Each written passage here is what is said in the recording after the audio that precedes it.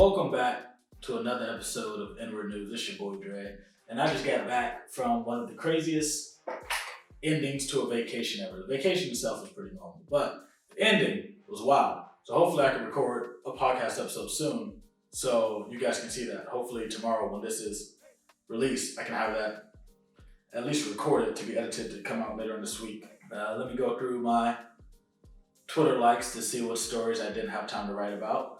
DC police and NYPD believe the same man is targeting homeless people in New York and DC. Okay, so apparently there's some nigga that's running around DC and New York killing people. I guess they got him on camera and he looks the same as the person from New York. So, like I said, I didn't have time to investigate any of these stories, so I'm just kind of reading them off straight from my phone. So I don't really know anything. I just want to make sure that we keep the streak going and have all these stories out, all these videos out on time. Shout out to you guys. We're coming up on 2-year anniversary. The HUD is announcing, $2.6 billion into the Continuum of Care Competition Awards for 7,000 local homeless housing and service programs across America. So I don't know what the HUD is, but I think it's housing something.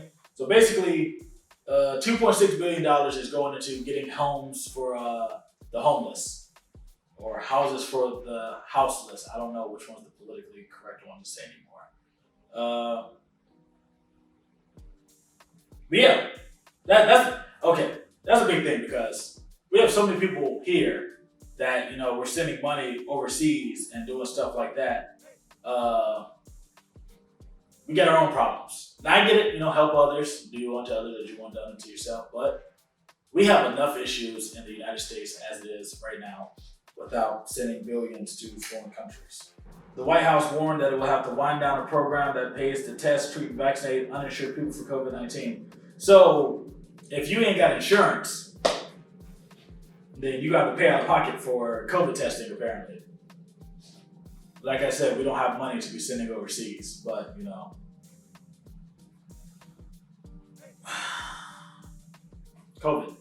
COVID's still a thing, guys. Because I thought it was somewhere in America, but I think this is from a UK publishing, so. But yeah, I don't know. Okay, so it doesn't really matter where it is. If you guys are aware with the Child Q story, it's a story about a girl that I guess she was on her period. I think she was like a 12-year-old girl, 12, 13-year-old girl, small girl. She was on her period, and somebody said they smelled something coming from her, and they assumed it was drugs. So they took her into another room, and she's saying she doesn't have drugs. She, you know, I don't have any drugs. I'm a child. No drugs on me. They made her strip naked.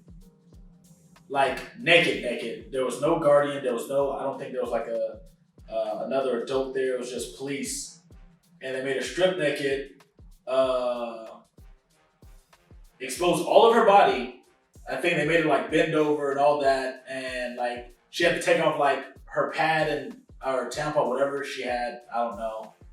But yeah, this girl is menstruating everywhere. And they're just like, oh, well, you know, no drugs, whatever, get dressed, go back to class. This girl has trauma. Like, yeah. So, obviously, little black girl. But yeah, this is crazy that this went on and, you know, it went crazy. Hold on, let me see.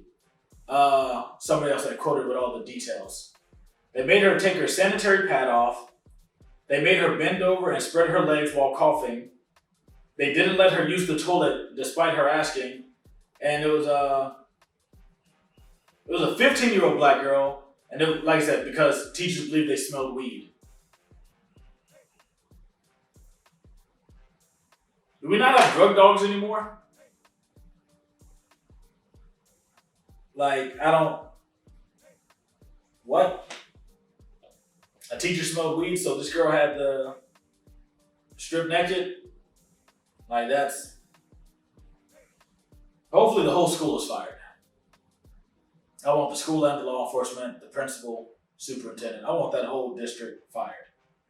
Because, nigga, what? A North Carolina school superintendent has apologized for a mock slave auction in which white middle schoolers pretended to sell their black classmates.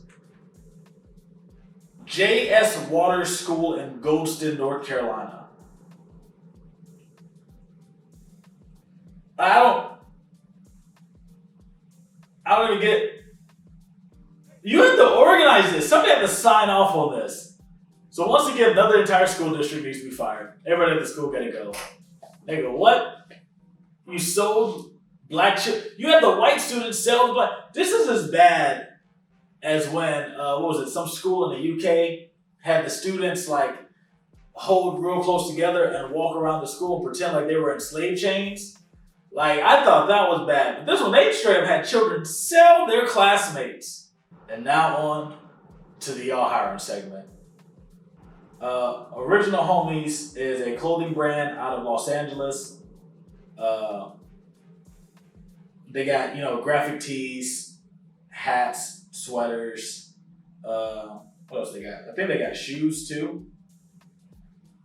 Yeah, they got their own shoes. Like, they got everything. They actually got some really dope stuff. They got beanies, trucker hats, sweatsuits. Yeah, I need to give me some of this. This is nice stuff. Oh, they even got socks. Yeah, so go check them out. Original Homies _ Los Angeles. Go get you some nice stuff. Hit them up. Tell them the Ignorant Noodle sent you. For Black Girls Who is a shopping and retail store for, it's supposed to be a safe spot for black women. I think they have all kinds of trinkets, knickknacks, jewelry.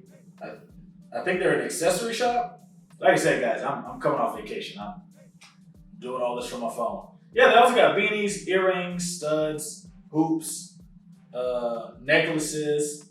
Ooh, bucket hats. I'm a sucker for a bucket hat myself. And a tote bag. So if these things interest you, hit them up, buy you some stuff. The more you buy, the more they can expand, the more they can make, the more you can get. And if you're nice enough, you might get custom orders. But only if you're nice enough. Treat them with respect, and they'll treat you with respect. Like I said, it's for Black Girls Who. And if you go to the Instagram, it's filled with like black women in history. And I'm sure there's inspirational quotes with it, or like biologies. Yeah, background information on the women. Oh, it's just their birthdays and who they are. That's dope. Yeah. Yeah, check that out. I like learning things without having to try too hard to learn things. I love stuff like this. This is actually pretty cool. Octavia Butler, Nina Simone, Claudia Jones, Audre Lorde, Toni Morrison, and more. I'm not about to read them all, but go check them out. My dog, Chris Ruffin Jr., is a sickle cell warrior who is thriving and succeeding with sickle cell. He just dropped a book called, I think it's called Succeeding with Sickle Cell.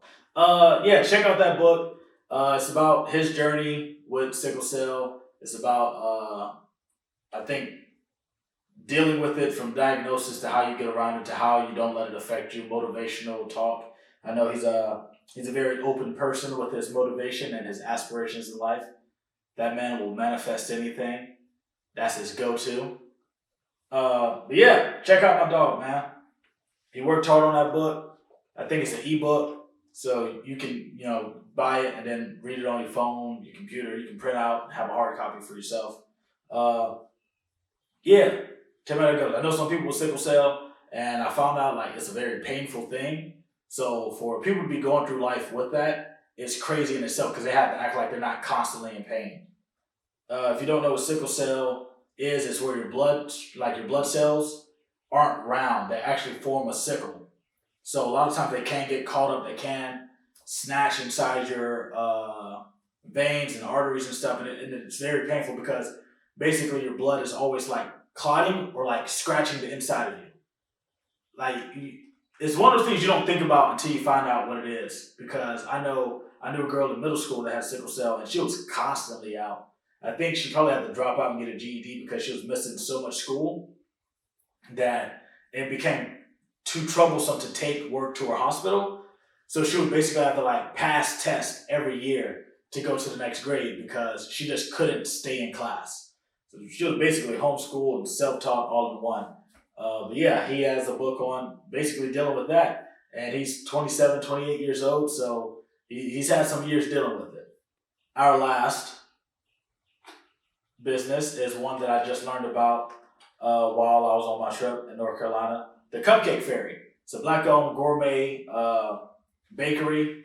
They have all kinds of cookies, cupcakes, donuts. They have these mini donuts with cinnamon on them that are amazing. I got some from Alizé and the food hall location they got in North Carolina. So go see Alizé, go see the owners, Aisha and Joseph. The donuts were good.